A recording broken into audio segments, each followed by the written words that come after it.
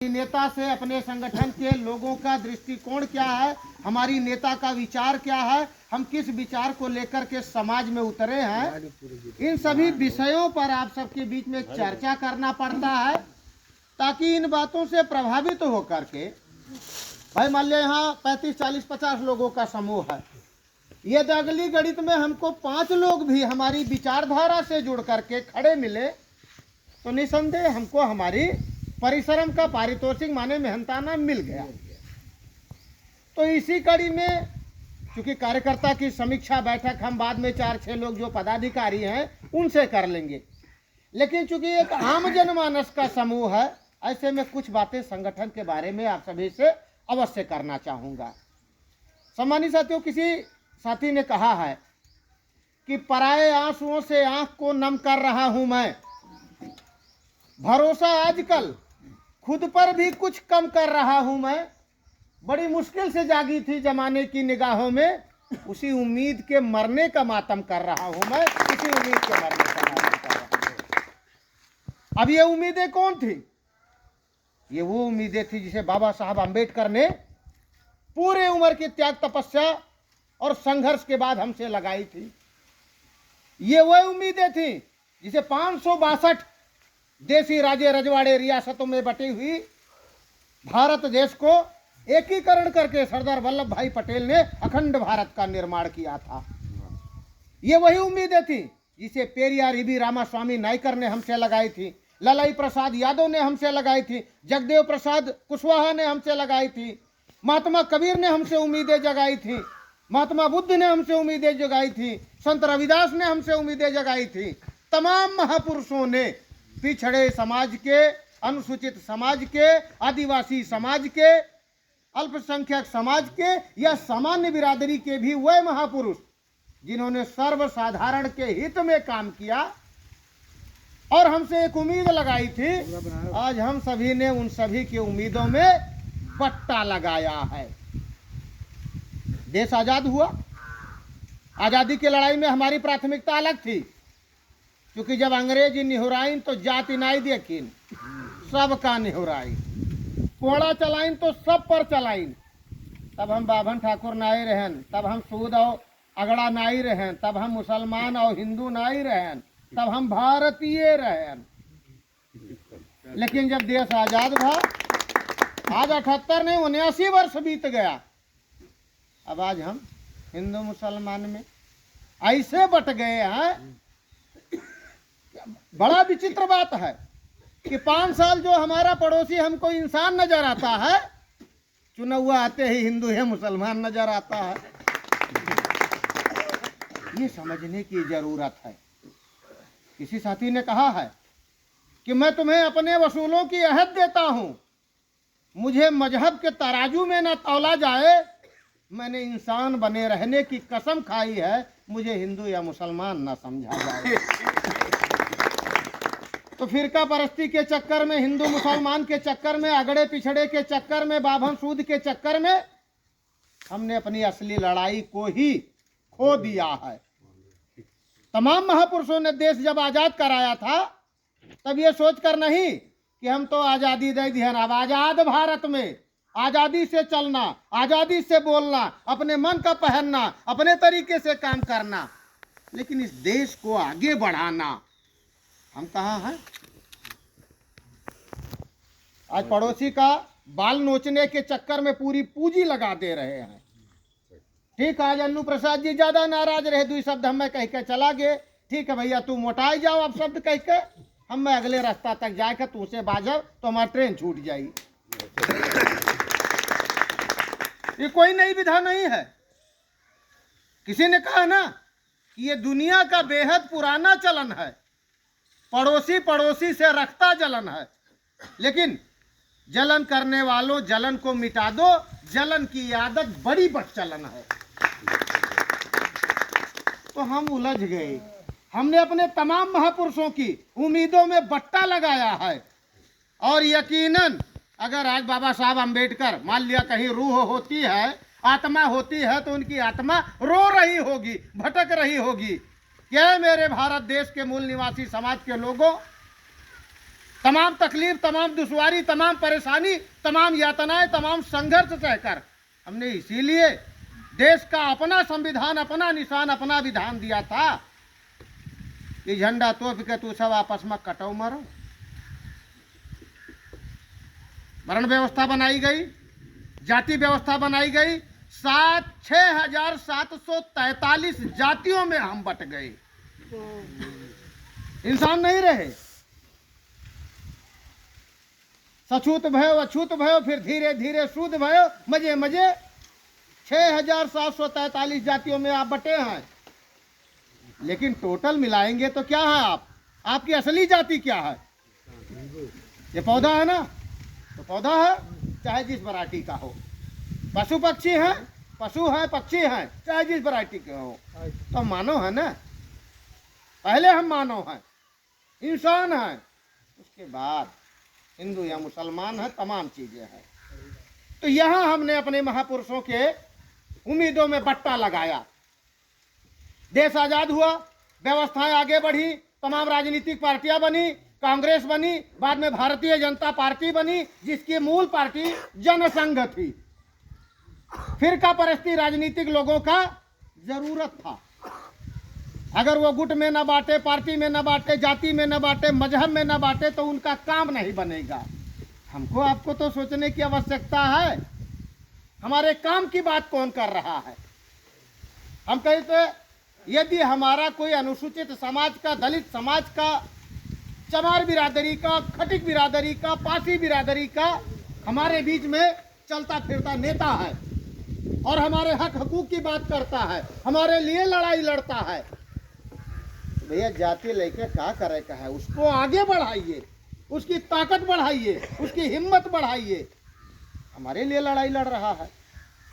तो कांग्रेस बना, भारतीय जनता पार्टी बनी, धीरे धीरे इन पार्टियों पर एक टैग लगा कि ये जाति विशेष, अगड़े समाज के लोगों का ज्यादा ख्याल रखती है, पिछड़ों की अनदेखी करती है, अनुसूचित समाज की अनदेखी करती है। बाद में फिर बहुजन समाज पार्टी बनी, समाजवादी पार्टी बनी, और उनसे भी असंतुष्ट रहने वाले लोगों ने एक और नया दल बनाया, अपना दल। अब अपना दल चौधरी इंजीनियर बलिहारी जी, डॉक्टर सोनेलाल पटेल जी और उनके साथ में चलने वाले तमाम लोगों ने मिलकर के किसान, कामगार, मजदूर समाज के हक के लिए, अधिकार के लिए एक नया दल बनाया, अपना दल, जिसका मूल विचारधारा कि हिंदुस्तान में रहने वाले और खास करके उत्तर प्रदेश की पृष्ठभूमि में किसान, कामगार, मजदूर, शोषित, वंचित, उपेक्षित समाज की आवाज को बुलंद करने का इरादा लेकर बनाया गया अपना दल। 4 नवंबर 1995 को अपना दल मूल पार्टी की स्थापना हुई। अभी किसी साथी ने कहा कि अपना दल में भी बंटवारा हुआ है, तमाम किस्म के गुट बना दिए गए, कहीं अपना दल कमेरा वादी है तो कहीं अपना दल कोई और वादी है, कोई अपना दल कोई और शाखा। ये चलता रहेगा। एक बाप से पैदा हुए 4 बच्चे समान परवरिश पाकर, समान व्यवस्था पाकर, समान सुविधा पाकर एक साथ नहीं रह पाते हैं। जैसे घोड़े खड़ा है तैसे अपन दुनिया बसाइलहीन। तो इसमें जाने की आवश्यकता नहीं है। सवाल यह है कि अगर एक बाप के वो 4 बच्चे हैं, 4 दुनिया बसा लिए हैं, लेकिन चारों दुनिया बसा करके आगे बढ़े ना। बसा लियो, यश रहे तो यश हो गए हो, अब अपने दुनिया में बढ़ो। अब जब बढ़ ही गए हो तो फिर ना यश हो के रोज लड़ो। जब यहाँ एक दूसरे की टांग खींचते हैं, ये बुराई है। तो एक सही इरादा लेकर के डॉक्टर सोनेलाल पटेल जी ने अपना दल संगठन की स्थापना की, और जिसमें तमाम संघर्षों के बाद भारतीय जनता पार्टी से हमारा 2014 में समझौता हुआ, जिसमें हमारे 2 सांसद बने, माननीय बहन अनुप्रिया पटेल जी, और एक अन्य सांसद हुए थे ठाकुर हरिवंश सिंह जी प्रतापगढ़ से। अगले चुनाव में 2017 के विधानसभा चुनाव में हमको 13 सीटें मिली, जिसमें से हम 9 सीट के अपने विधायक बनाए। पार्टी आगे बढ़ने लगी, लेकिन इसी बीच में संगठन की स्थापना के साथ महापुरुषों, पिछड़े समाज, अनुसूचित समाज के तमाम महापुरुषों की विचारधारा पर संगठन को समाज में फैलाते हुए डॉक्टर सोनेलाल पटेल जी जब आगे बढ़े तो 17 अक्टूबर 2009 को उनका देहांत हो गया। एक सड़क दुर्घटना में। कुछ लोगों का मत है कि उनकी हत्या कराई गई, कुछ लोग कहते हैं सामान्य सड़क दुर्घटना थी। उस पचड़े में हम ना जाएं तो बेहतर है। हमारा ये है कि 17 अक्टूबर 2009 को डॉक्टर सोनेलाल पटेल जी का देहांत हो जाता है। चूंकि उनके पास 4 पुत्रियां, केवल 4 बेटियां थी, बेटा नहीं था। हम सब भी उनके दाह संस्कार में शामिल हुए और जब कानपुर के भैरव घाट में डॉक्टर सोनेलाल पटेल जी का दाह संस्कार किया गया तो उनकी नीचे से दूसरे नंबर की बिटिया बहन अनुप्रिया पटेल ने उनको मुखाग्नि दी। बाद में एक बैठक की गई। अब अपना दल का कारवां को पूरे उत्तर प्रदेश में लेकर चलने का काम कौन करेगा। एक इरादा बनाया गया कि पार्टी में जो पुराने लोग हैं, वरिष्ठ लोग हैं, उन्हीं में से किसी को इसका नेतृत्व दिया जाए। तो अलग अलग जाति समूहों से कई बुजुर्ग थे, वही गुटबाजी दिखाए लग। वह कहा नहीं अन्य बनाओ, वह कहा नहीं अन्य बनाओ, वह कहा हम 3 दिन ज़्यादा पुरान हैं हमें बनाओ। तो ये हुआ नहीं। अभी इनकी धर्म पत्नी को पार्टी का कार्यवाहक राष्ट्रीय अध्यक्ष बनाया जाए। भविष्य में तय किया जाएगा कि कौन होगा राष्ट्रीय अध्यक्ष। आगे सिलसिला बढ़ा। 2009 से पार्टी 14 के दायरे में आई। 2009 में सोनेलाल जी का देहांत हुआ और 2012 के चुनाव में बहन अनुप्रिया पटेल जी रोहनिया, बनारस की रोहनिया से विधायक बनकर आई। संगठन में चलने लगी, मंचों पर बोलने लगी। भाषा शैली एक अलग प्रकार की थी, विचारधारा भी थी। चूंकि एमआईटी यूनिवर्सिटी दिल्ली से, श्री राम लेडी कॉलेज से दिल्ली से उन्होंने पढ़ा और एमआईटी यूनिवर्सिटी दिल्ली में वो प्रोफेसर थी उस समय। ये हुआ नहीं, इनके अंदर योग्यता है, क्षमता है, विशेषता है और पिताजी के संघर्षों को उन्होंने ज़्यादा करीब से देखा है। उस समय आज जो हमारी दूसरी अपना दल की नेता हैं बहन पल्लवी पटेल जी, उस समय वो विदेश थी, रिसर्च करने के सिलसिले में विदेश थी। तो अनुप्रिया पटेल जी ने पार्टी को आगे बढ़ाया और उनके नेतृत्व में धीरे धीरे धीरे धीरे आम कार्यकर्ता जो था, पदाधिकारी जो था, वो उनसे सहमत होता चला गया। एक समय ऐसा आया कि लोगों ने सामूहिक तरीके से मांग की कि बहन जी अब आप ही पार्टी को आगे बढ़ाइए और डॉक्टर सोनेलाल पटेल की विचारधारा को आगे लेकर चलिए। 2012 में विधायक बनी अनुप्रिया जी। 14 के चुनाव में भारतीय जनता पार्टी से हमारा समझौता हुआ। चूंकि हमारी पार्टी, तमाम लोग, कुछ लोग अपने वाले आरोप लगाते हैं पार्टी तो बहुत बढ़िया रहा अपना दल, लेकिन ये भाजपा से समझौता कैलिन बड़ा गड़बड़ काम की हुई। भाई हम कहते कोई भी समझौता कैसे कब करता है। छपरा सावा मोहारे परा अगर घर भर मिलकर वका उठान सक्षम रहबो तो पड़ोसी से सिफारिश करबो। अब अदर घेरे है छपरा उठाए ना पाओ तो घर भर तो पड़ोसी के कहा है। जे विरोधी रही तेहू से मन दबा कह देबो हे बहुत नहीं हथवा लगा दियो। तो जब पार्टी 28 साल पुरानी हो गई, अपने दम पर सांसद और विधायक बनने की हैसियत में नहीं आई और हमारे जो पटीदार थे समाजवादी पार्टी या बहुजन समाज पार्टी के लोग हमसे समझौता नहीं करना चाहते थे। ऐसे में भारतीय जनता पार्टी जो एक मजबूत पार्टी थी, लेकिन वनहु पलड़ा भारी ना हो पावत रहा, शायद ही 100 ग्राम के बटखरा करती। वो अपने आप को थोड़ा सा कमजोर माने और हमको कमजोर जानकर अपने लिए मजबूत मानकर हमसे समझौता किए। हमरो सब भाई वह समय पर इतना मजबूत नहीं रहे कि अपने दम पर सांसद विधायक बना सके। हम लोगों ने परिस्थितियों में समझौता किया भारतीय जनता पार्टी से। समझौते का मतलब ये नहीं है कि हम आप में समाहित हो गए। समझौते का मतलब ये है कि कुछ विषयों में मैं कमजोर पड़ा, कुछ विषयों में आप कमजोर पड़े, चलो भाई एक दूसरे के परस्पर सहयोग से हम अपनी अपनी विचारधारा को लेकर चलते हुए आगे बढ़े। भाई आपका कोई मुसलमान साथी अगर न्योता दे दिया, उसके घर पर आप दुख में, तकलीफ में, परेशानी में या किसी शुभ काम में न्योतम चला गयो तो उनके व्यवस्था में शामिल हुए से आपका मुसलमान हो गयो। हम तो हिंदू ही ना। यह हमारा कोई मान लिया क्षत्रिय साथी, ब्राह्मण साथी न्योता दे दिया और उनके मुहारिब चला गया, कुछ मदद किहन, सहयोग किहन, चाय नाश्ता भोजन व्यवस्था लिहन, तो क्या हम उनके वहाँ शामिल हो गए?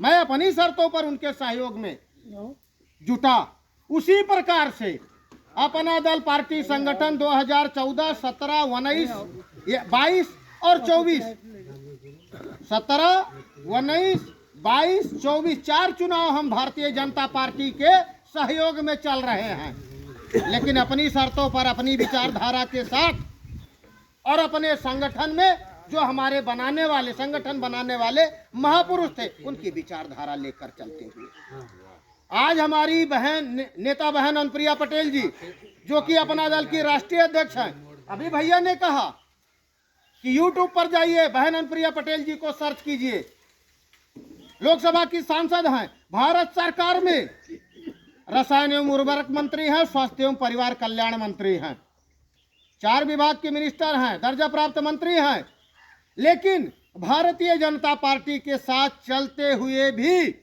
हम अपनी विचारधारा पर आगे बढ़ रहे हैं। राम मंदिर बना, पूरे देश में उत्साह मनाया गया, जश्न मनाया गया, पर्व मनाया गया। किसी पत्रकार साथी ने कहा कि राम मंदिर बनकर तैयार है, अनुप्रिया पटेल जी आप इस बारे में क्या कहना चाहती हैं, आपका स्टैंड क्या है?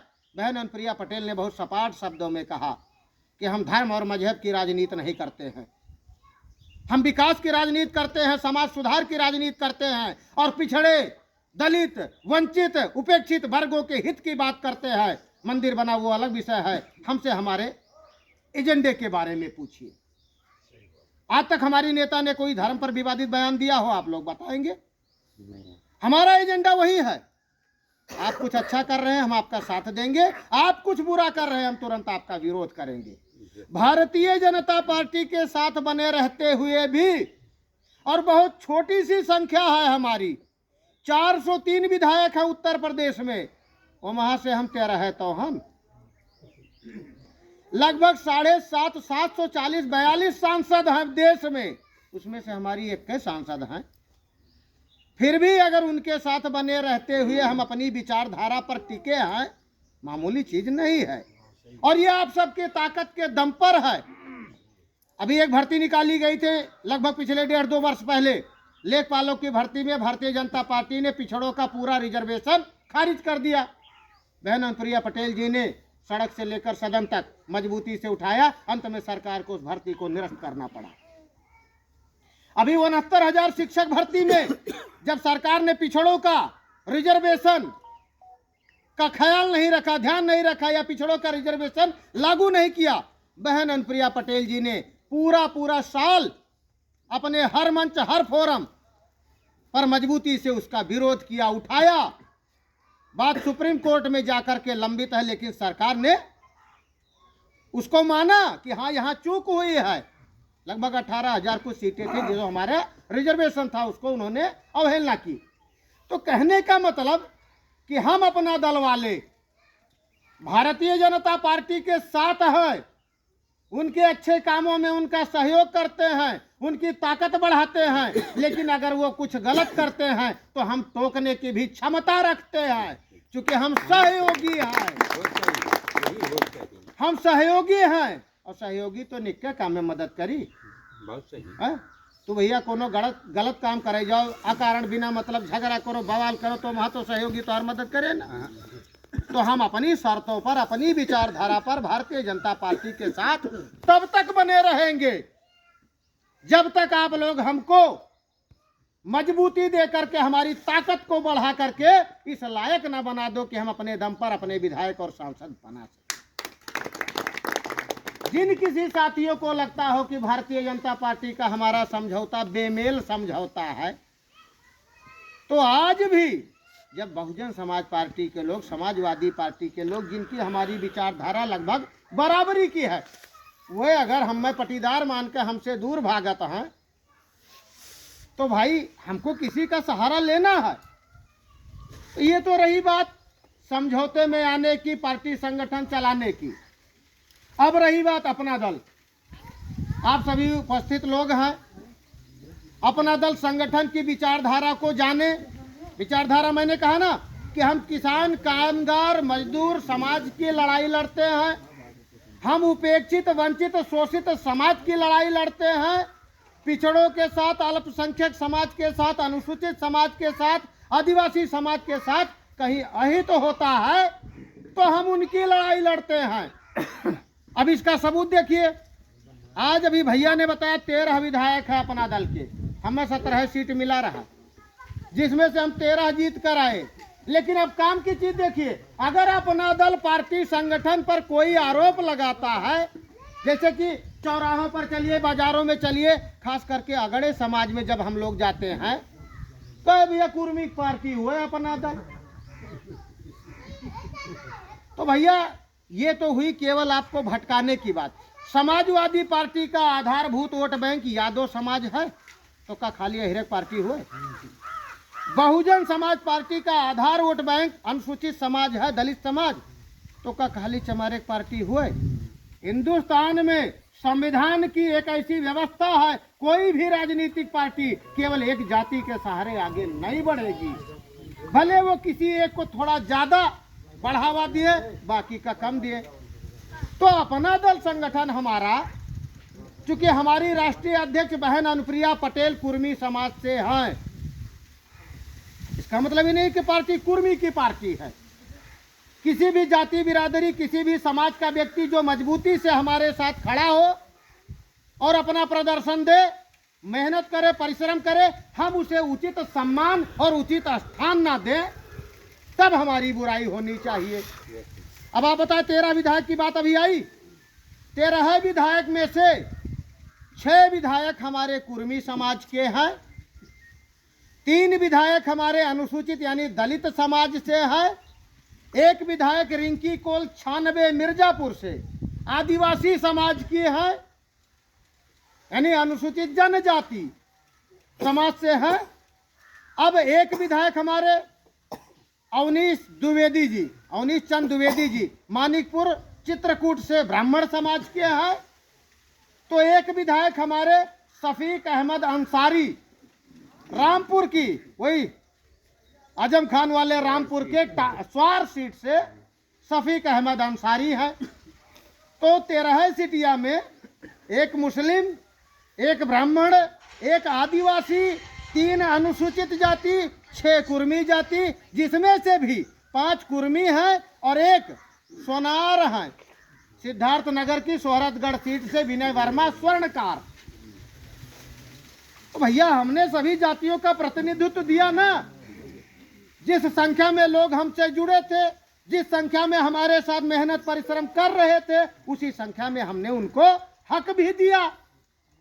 अनुसूचित समाज में जैसे 12 प्रयागराज की 12 सीट से वाचस्पति साहब हैं, डॉक्टर वाचस्पति अनुसूचित समाज से हैं, उनका स्कूल कॉलेज का हब है। जैसे अपने नेता ब्रजभूषण शरण सिंह के तमाम स्कूल कॉलेज, ऐसे वनहू के तमाम स्कूल कॉलेज है। वाचस्पति जी हैं, डॉक्टर रश्मि आर्या हैं कायम घाटमपुर से, कानपुर की, ऐसे ऐसे करके हमारे रश्मि आर्या हो गई। और एक और अनुसूचित समाज वाले देखिए, नहीं सुरभि गंगवार तो हो गए, रश्मि आर्या हैं और अपने ये 3 है भाई कानपुर के जो है डॉक्टर सरोज कुरील, ये घाटमपुर से हैं। रश्मि आर्या मऊ रानीपुर झांसी से हैं। यानी एक और विशेष बात देखिए कि 13 विधायक लगभग उत्तर प्रदेश के अलग अलग इलाके से हैं। कोई ये नहीं कह सकता कि अपना दल खाली पूर्वांचल का पार्टी है, पश्चिम कुछ है ये नहीं है, या उत्तर में है दक्षिण में नहीं है। तो मैंने जो कहना चाहा कि आप सभी पिछड़े समाज के, अनुसूचित समाज के, अल्पसंख्यक समाज के या सामान्य बिरादरी के ब्राह्मण समाज के भी जो साथी, क्षत्रिय समाज के साथी, भाई हम पार्टी चलाने निकले हैं, संगठन चलाने निकले हैं, शर्तें हमारी रहेंगी। हम मानवतावादी संगठन चला रहे हैं, हम संविधान को मानने वाला संगठन चला रहे हैं, हम ढोंग ढकोसला आडंबर से दूर रहकर राजनीति करने का संगठन चला रहे हैं, हम छुआछूत ऊंच नीच के भेदभाव से दूर रहकर पार्टी चलाने का संगठन चला रहे हैं। आप हमारी विचारधारा से अगर सहमत हो तो किसी भी बिरादरी का व्यक्ति, किसी भी मजहब का व्यक्ति आए भाई, स्वागत है। आपको हम उचित सम्मान, उचित स्थान देंगे। आप तरक्की कितनी करेंगे ये आपकी योग्यता और क्षमता पर निर्भर करेगा। तो कहने का मतलब यही है कि हम सभी अपना दल पार्टी संगठन के लोग हैं और ऐसे ही नुक्कड़ सभाएं लगा लगा कर अलग अलग इलाकों में अपनी विचारधारा को आप सबके बीच रखते हैं। आप सभी से निवेदन करते हैं, आप सभी हमारे पार्टी संगठन की विचारधारा से जुड़े, संगठन के साधारण सदस्य बने, संगठन के सक्रिय सदस्य बने, संगठन के पदाधिकारी बने। और यदि राजनीति करने की इच्छा आपके अंदर है तो निर्दल पैदल से तो दल अच्छा है। इसीलिए जुटिए, आप सभी का आह्वान करता हूं, हमारे संगठन में आए, संगठन से जुड़े, संगठन को मजबूती दें और संगठन के माध्यम से आप लोग भी समाज में और राजनीति में अपनी एक अलग पहचान और स्थान बनाएं। सवाल ये बनता है, तमाम लोग ऐसे गांव देहात में क्या कहिए, जब कहो बाबू चलो तो एक मीटिंग है, कह जाओ भैया हमें राजनीति से कोनो मतलब नहीं है। यही सबसे बड़ा झूठ बोलते हैं लोग। मैं मानता हूं कि समाज में राजनीति से केवल वह आदमी का मतलब नहीं है जो मंदबुद्धि हुए, बौरहा हुआ या पागल हुआ है। और अगर आप मंदबुद्धि नहीं है, बौरहा नहीं हो, पागल नहीं हो तो राजनीति के बिना केहू गर्ज चले नहीं। अगर आप वोट देने से पहले, प्रधानी का वोट देने से पहले, बीडीसी का वोट देने से पहले, जिला पंचायत विधायकी का वोट देने से पहले एक को दाई अगर आप विचार करत हो, सोचत हो कि नीक है के बेकार है, तो आप राजनीति करते हैं। और नहीं भी करते हैं तो ये बहुत दुखद बात है। राजनीति आज सबको करने की आवश्यकता है, क्योंकि यही राजनीति आपके परिवार का भविष्य तय करती है। यही राजनीति आपके फसलों का मूल्य तय करती है। यही राजनीति आपके बिजली, पानी, शिक्षा, स्वास्थ्य अधिकार की रक्षा करती है। अगर राजनीति से सैकड़ों वर्षों तक, यह देश आजादी के बाद भी 58-60 साल हम सभी किसान परिवार के लोग, मजदूर परिवार के लोग राजनीति से मतलब नहीं रखें, यही नाते तो पिछड़ा चला गए। मुट्ठी भर लोग, बिजनेसमैन, व्यापारी, कारोबारी लोग दिन दूना रात चौगुना तरक्की किहीन। आपके जवार में जे 30 साल पहले एक दुकान बनवाए रहे हुई है, ते अगर आदत न खराब रहा हुई तो आज 4 दुकान बनवाए लिहिन। उद्योगपति बड़े बड़े टाटा, बिरला, अडानी, अंबानी कहां से कहां चला गए, लेकिन हम किसान परिवार के लोग कहां से कहां। अगर आपका 100 बीघा खेती रही हुई आपके बाबा के लगे, बहुत मध्यम चले हुई, तो आज अगर 4 परिवार बाढ़े तो 25 पर आएगी। सोचो, 1 से 2 होते हम अधियाई जाई थे, केवल इसलिए कि हमने राजनीति में अपना दखल नहीं दिया। इसीलिए चौधरी चरण सिंह जी ने, किसान समाज के मसीहा चौधरी चरण सिंह जी जीवन भर कहते रहे कि आए मेरे किसान समाज के लोग, आप जब तक अपनी एक निगाह खेत के मेड़ पर और एक निगाह दिल्ली और लखनऊ की कुर्सी पर नहीं रखोगे, तब तक आपका भला नहीं हो सकता है। क्योंकि आपका भविष्य तो राजनीति से तय होता है। गन्ना हम काटी थे, दाम क्या तय करत है? गेहूं धान हम पैदा करी थे, दाम क्या तय करत है? कभी आपने सोचा आप कितना बड़ा बेचारा हो? अपना ही सामान जब आप बाजार से खरीदने जाते हो तो मिमी आते हो, कई रुपया किलो, कहीं 20 रुपया किलो। भैया 2 रुपया कम लगा लियो। अच्छा कर रहा है, कहा था सिफारिशें करत हो ना, वो कहीं 20 रुपया किलो, कहीं नहीं बाबू, अरे तो कुछ ठीक से लगा लियो, 2 रुपये कम कर लो बाबू, तो खरीदे गए तो मिमी आता हो। और वही जब सेठ, साहूकार, व्यापारी, बनिया आपके घर से आपकी फसल खरीदने आता है, गेहूं खरीदे आए, धान खरीदे आए, भैया कै रुपये में लेबो? कहीं 10 रुपया। अरे नहीं भैया, अरे कुछ और बढ़ा लियो। हाँ, यानी फिर गिड़गिड़ाता है हो। देश की व्यवस्था कैसी बनाई गई? हम खरीदे जाए तो गिड़गिड़ाई, और हमारे घरे हुए आवे खरीदे तो गिड़गिड़ाई। वह 2 रुपया घटावे खर्ची है, 1 रुपया बढ़ावे खर्ची। क्या व्यवस्था है भाई? और लाल किला पर 78 सालों से जो भी प्रधानमंत्री होते हैं वो सबसे पहला एक चीज बोलना नहीं भुलाते, ये देश किसानों का देश है। इस देश की अर्थव्यवस्था कृषि आधारित अर्थव्यवस्था है। जिस देश में 100 में से 76 से 80% किसान समाज के लोग रहते हो, जिस देश की पूरी अर्थव्यवस्था खेती किसानी पर आधारित हो, उस देश के किसान का इतना बुरा हाल है। देश खुशहाल कैसे हो सकता है? इसलिए हमको आपको राजनीति में दखल देने की आवश्यकता है। इतना राजनीति करो कि एका जान सको, एका समझ सको कौन है जो हमारे हक में आवाज उठाता है, कौन है जो हमारे भले के लिए काम कर रहा है। या इतना तो जरूर सोचो कि कौन है जैसे हम कर रहा है कि अपन बतिया कह ले जाबे। इसीलिए राजनीति करने की आवश्यकता है। ये राजनीति अगर आप लोग कुछ दिन और राजनीति से दूरी बनाए चलो, आप लोग कुछ दिन और राजनीति से दूरी बनाए चलो, तो ये सही है कि फिर से वो जमाना दूर ना ही है जब अपने खेते मजूरी करबो दिहाड़ी क्यों तीसर दे है। तो इसीलिए आप सभी से निवेदन करना चाहूँगा, समय की नजाकत को पहचानिए और राजनीति से भागिए नहीं, राजनीति में अपना मन लगाइए। अब राजनीति जरूरी नहीं है कि सब चुनाव हुए लड़ो, लड़ेंगे कुछ लोग लड़ाइए। जो भी चुनाव में आ रहा है उसके बारे में ध्यान लगाइए, जांचिए परखिए, उसकी क्षमता, उसकी योग्यता, उसकी विशेषता को देखिए और राजनीति में दखल दीजिए। नहीं मुट्ठी भर लोग, 2.5 से 3% लोग, पार्टी चाहे जौन हुए, नेता चाहे जे हुए, परिक्रमा वो नहीं करत है। वो 2.5 से 3% लोग चाहे बिजनेसमैन व्यापारी हुए और चाहे जाति बिरादरी के मामले में हमारे अगड़े समाज के बड़े भाई लोग हुए, मुट्ठी भर है ना। अब नहीं परिक्रमा पूरा समाज कर रहा, मतलब जातिगत व्यवस्था पर नहीं जाऊंगा, लेकिन कहीं ठाकुर से कुर्मी लड़ा था, कहूँ ठाकुर से लड़ा था, कहूँ ठाकुर से पंडित लड़ा था, कहूँ ठाकुर से चमार लड़ा था, लेकिन वह खानदान जेकर अंगूरी गिना खानदान है, हर जिला में वह हावी है, वह नहीं से सब लड़ा।